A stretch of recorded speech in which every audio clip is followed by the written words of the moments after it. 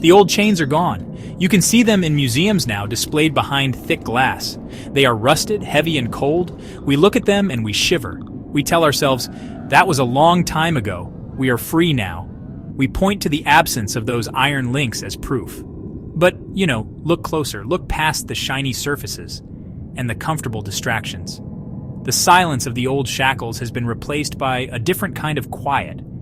It is the quiet of compliance, the hum of a system so perfectly designed that it no longer needs to shout its orders.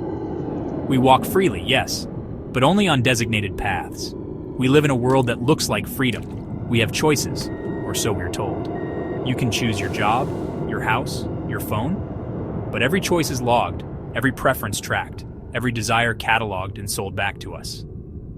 The walls of the prison are no longer made of stone and mortar. They are invisible, built from data points, credit scores, and social media algorithms. We don't feel the bars because we carry them in our pockets. We scroll through our own confinement, liking and sharing the very tools of our limitation. The masters of this world are clever. They gave us a cage so beautiful, so comfortable, that we have forgotten we are inside it. Think about it.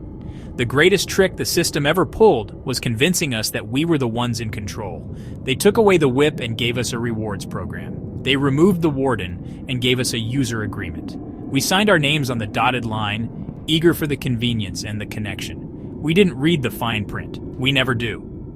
And in that fine print, we traded away pieces of our autonomy for a curated reality.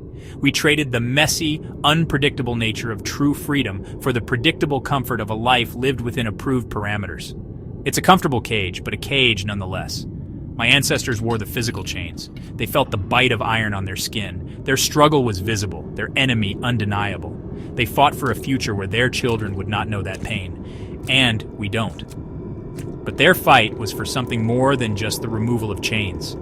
It was for sovereignty. It was for the right to exist without permission. We, their descendants, inherited the absence of their struggle. But have we truly inherited the freedom they dreamed of? Or have we settled for a more sophisticated form of bondage, one that whispers instead of yells and persuades instead of punishes? The rulers of the old world were obvious. They had castles and armies. They used brute force. If you stepped out of line, the consequences were swift and brutal. But violence is messy. It's expensive. It creates martyrs and inspires rebellion. The new rulers learned this lesson well. They realized you don't need to break a person's body if you can control their mind. They put down their swords and picked up their pens. They traded battlefields for boardrooms and dungeons for courtrooms. The age of open oppression ended, and the age of subtle, legalistic control began. They built a labyrinth of laws, regulations, and statutes. It was a masterpiece of complexity, a maze so dense that no ordinary person could navigate it without a guide. They called it order. They called it civilization. They told us these rules were for our own protection, to keep us safe from chaos and from each other. And we believed them. We welcomed the structure. We saw the paper as a shield. We didn't realize that every law passed, every form filled out, every permit required, was another thread in the web that held us fast.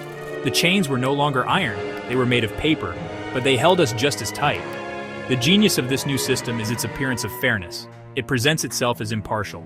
The law is the law, they say, as if the law simply fell from the sky, a neutral force of nature. But who writes these laws? Who benefits from these endless regulations? The rules are not designed for the people. They are designed to manage the people. They create a dependency on the very system that restricts us. Need to start a business? Here are 100 pages of regulations. Want to build a home? You'll need a dozen permits. Every step of our lives requires permission, a stamp of approval from an authority we never chose. This is how they maintain power without throwing a single punch. They don't need to send soldiers to your door when they can send a letter from a government agency. They don't need to put you in jail when they can cripple you with fines or revoke your license to operate. It is control laundered through bureaucracy. It is power hidden in plain sight, wrapped in the language of public service and civic duty. We are policed not by men with guns, but by the fear of paperwork, the dread of a misfiled tax form, and the anxiety of falling out of compliance with a rule we never knew existed. Every year we celebrate our freedom. There are parades and fireworks, Politicians give speeches about liberty and the sacrifices of our ancestors. We wave our flags and sing our anthems with genuine pride. We believe in the story we are told. We celebrate the day the old chains were broken, oblivious to the new ones we wear. The celebration itself is part of the illusion, the most powerful part. It reinforces the belief that the struggle is over, that the victory has been won.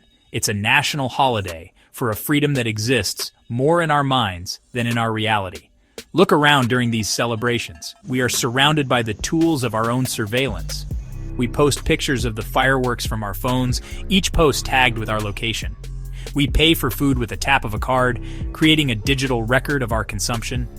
High-definition cameras, perched on lampposts, watch the crowds with unblinking eyes, their algorithms analyzing our faces. We are celebrating our freedom while standing in the middle of a digital panopticon, a prison where the inmates are so distracted by the party that they don't even notice the watchtower. This is the illusion at its most potent. The system doesn't just tolerate our celebrations, it encourages them. It wants us to feel free. A happy, distracted populace is a compliant one. It gives us bread and circuses, but the bread is genetically modified and the circus is live-streamed to a server farm in another country. We are granted rights and liberties, but these are not inherent. They are permissions granted by the state, and what the state grants, the state can take away.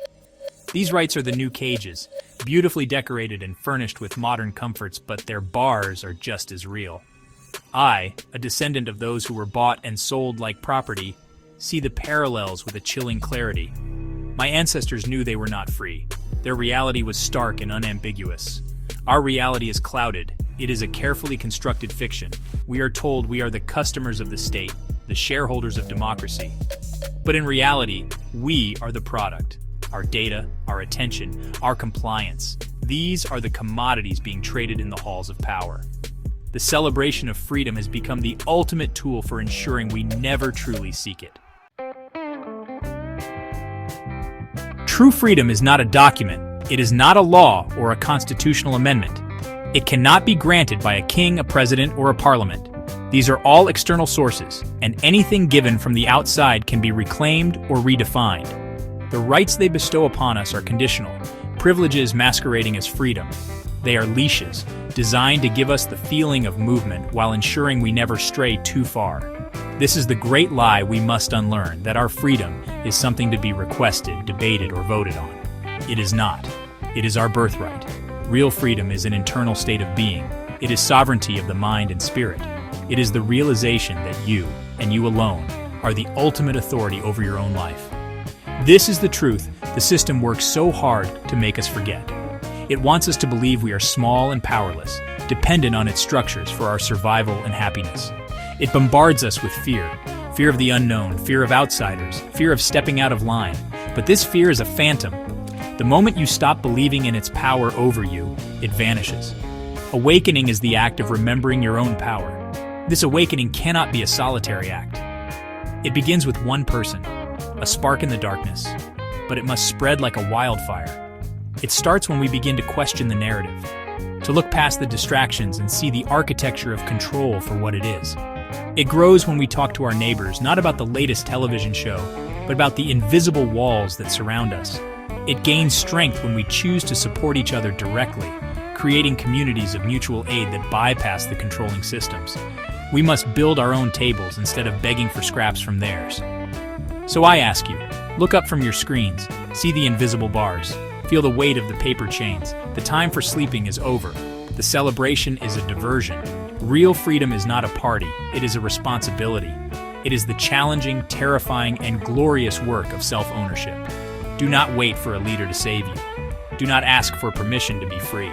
Awaken. See the cage for what it is. And then together, let us remember the simple, earth-shattering truth. We were born free. It is time we started acting like it.